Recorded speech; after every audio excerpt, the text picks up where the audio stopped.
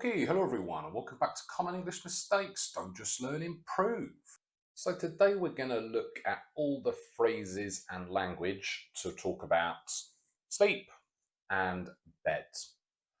Lots of these, so lots of things students get wrong, but we're going to look at the common errors and how to avoid them, the phrases to use in specific situations, and maybe some nice phrasal verbs to go with them. So anyway, the mistake I probably hear the most is up here. I went to the bed at 12 last night. So just pause the video, try to correct the sentence. And well done if you said, I went to bed at 12 last night. So to talk about when we sleep, we're going to use this three-part phrase, go to bed, with no article. And like for all of these, I would just learn this three-part phrase by heart so it's automatic. Go to bed, went to bed. And I would also use this one to talk about your normal routine. For example, I go to bed at 11 most nights. We can also use the phrase get to bed, but I'd use this in the context when it's later or when it's more difficult.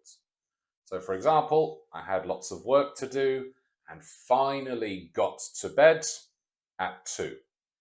You wouldn't say I get to bed at 11 most nights. Sounds kind of strange. And if you want a nice phrasal verb, which means the same thing, you can use turn in. I would say, however, that you wouldn't use this to talk about your routine and say I usually turn in at 11 most nights.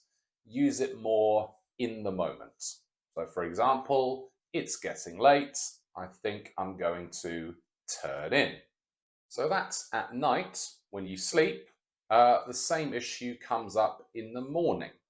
Students like to say this: I find it difficult to get out of the bed in winter. Again, four-part phrase, get out of bed, with no article. If you don't get out of bed, the opposite is to stay in bed. I like to stay in bed at the weekend. Again, no article, and learn these phrases really, really well. And again, if you want a nice phrasal verb, which means the same thing, you can use lie in. For example, when I was a teenager, I used to lie in until 11. Or you can push it together to make the noun. I usually have a lie-in at the weekend. And finally, we covered this in another video about prepositions, but this girl here is lying in bed under the covers, whereas this girl is reading on the bed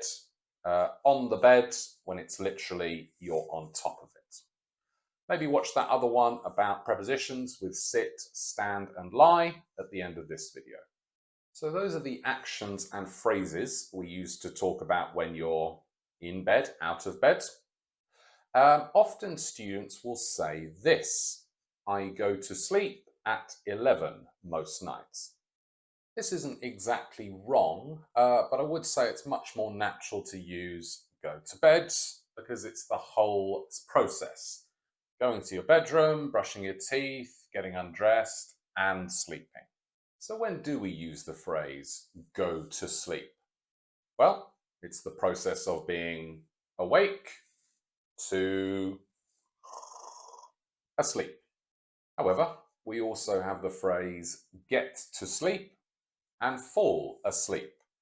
They all have basically the same meanings, but are used in slightly different situations. So just have a look at these sentences. I go to sleep fairly easily. I couldn't get to sleep last night, or I finally got to sleep at 2 a.m. and I fell asleep on the sofa. And think, what's the context of each of these situations? And when are you going to use these phrases? And well done for the first one. If you said this is quite a general context, and also it's usually your choice. For example, I'm tired, I need to go to sleep. Whereas for the second one, again, get to sleep implies it's maybe later or there's some sort of difficulty. And for the last one, this is more used for just the moment when you are awake, asleep, quicker, and often you're going to use this when it's unintentional.